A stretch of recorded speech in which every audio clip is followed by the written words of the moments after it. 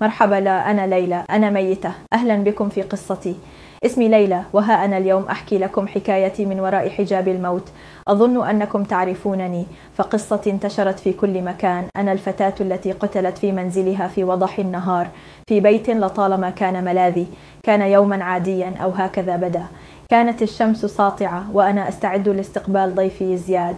هو صديقي منذ الطفولة وشريكي في العمل. كنا نخطط لإطلاق مشروع جديد، وهو حلم طالما شاركته معه. في ذلك اليوم بدأت الأمور تتخذ منحنى غريبا.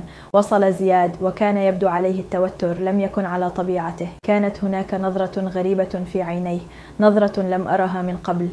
أخبرني أنه يحتاج إلى بعض المال بشكل عاجل، وطلب مني أن أساعده. تفاجأت بطلبه، لكنني وافقت على الفور، فلطالما كنت أثق به. لكنه لم يكتفي بذلك وطلب مني.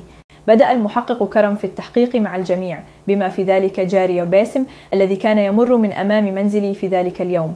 قال باسم إنه رأى زياد يخرج من منزلي مسرعا، وعلى وجهه تعابير غريبة، لكنه لم يشتبه في شيء، فكانت تلك آخر مرة رأى فيها زياد. ثم استجوب المحقق علي، وهو صديق زياد المقرب. أخبره علي أن زياد كان يمر بضائقة مالية، وأنه كان يخطط لبيع ممتلكاته لتسديد ديونه. هذا ما جعل المحقق يشتبه في زياد، لكنه لم يجد دليلا قاطعا يربطه بالجريمة. بعد عدة أيام من البحث عاد المحقق كرم إلى منزل الجريمة، لكن هذه المرة ركز على التفاصيل الصغيرة. لاحظ أن هناك علامات خفيفة على الأرض، كأن شخصا ما قد مسحها بعناية.